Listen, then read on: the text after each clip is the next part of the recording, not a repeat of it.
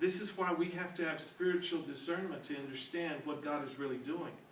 A lot of times we think it all out in our mind and in what we have, these finite minds, and we don't understand that God is much bigger than what we could ever act or even think about. And so when he came, he disturbed not only this nation, but he disturbed the whole world. Because when he came to the world, and I want to make sure you see this, it never happened before, and it hadn't happened since. A star marked his coming. That's never happened before. It hasn't happened since. There was not a star that, when Josh was born, that people came to follow. It hasn't happened. It only happened one time. One time only, that a star specifically to mark the birth of Jesus. There's something that's happening. Because there's so many things that have happened at this time. Because if you read through your Bibles, there's several hundred years between Malachi and Matthew. There's several hundred years between that time. So what's happening? We're closing the books on the Old Testament, and the New Testament now is being written. You see that? So the old is old and the new is becoming new. And in order for that to happen, there has to be a stopping place from one age to the starting place of the next age. And what God is doing is moving us into another realm where Jesus is going to be on the earth. And so in other words, we begin in this time. That's why there's a star, because a star marks the place. How many understand what I'm saying? When you're in your books and you're reading, don't you have to have a marker to make sure that you can pick up where you left off? And that star that's never been before, never since, marked the place. This marks the place when Jesus enters into the scene. And so these wise men recognize there's a star that we've never seen before. And they followed the star. You know why? Because they're wise. And they followed the star to find out this king that was going to be born.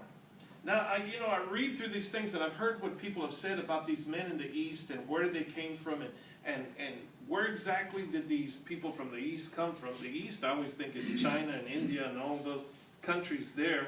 But, I don't know if that would have been their origin, but wherever they came from, the Bible said they came from the East, looking for the one that would be called the King of the Jews. So they understood that. So here we have this marked place, and it marked it with a star, and now is beginning a new age where Jesus comes on the scene. It marked it with a star. You go back and you can see there's a difference now. We're changing things, and he came in to change things. So when we get to this place, the New Testament is about to be written. And we didn't do away with the old one. Now the new one comes on the scene, and in fact it's a fulfillment of the Old Testament, because you can't really understand the New Testament unless you know what the Old Testament says. So it was a fulfillment of the Old Testament, and every word, and you can see it throughout the Gospels, Matthew, Mark, Luke, and John, where there was a fulfillment of something that happened in the Old Testament. And we can recognize. So they're talking about, where is Jesus to be born? So we go and we find out, and it was in Micah, where they find out and they have to look for it. They went to look for it because he asked the chief priests, where is this baby to be born? So they were waiting for a baby too. They were waiting for a baby. Where's this baby supposed to be born? And they found it out, and they said, in Bethlehem, in the land of Judah. And it says, art not the least among the princes of Judah, but out of thee shall come a governor that shall rule my people Israel.